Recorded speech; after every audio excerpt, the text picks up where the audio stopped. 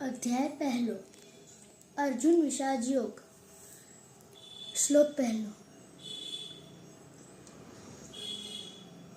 धृतराष्ट्रमुवाच धर्मक्षेत्रे कुरुक्षेत्रे संवेता युत्सवः मामकाय पांडवैश्चैव किं कुर्वन्तः संजय। हे संजय, आ કર્મભૂમિમાં યુદ્ધ કરવાના ઈચ્છાવાળા મારા અને પાંડવોના પુત્રોએ શું કર્યું તે મને વિસ્તારપૂર્વક જણાવો. સેકન્ડ શ્લોક. અધ્યાય 18 મોક્ષ સંન્યાસ યોગ.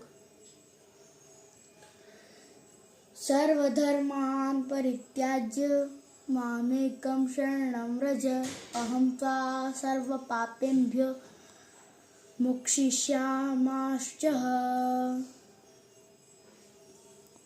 હે પાર્થ, આ સર્વ ધર્મોનો પરિત્યાગ કરીને મારી પાસે આવ. હું શોક ન કર, હું તને આ સર્વ પાપોથી મુક્ત કરીશ.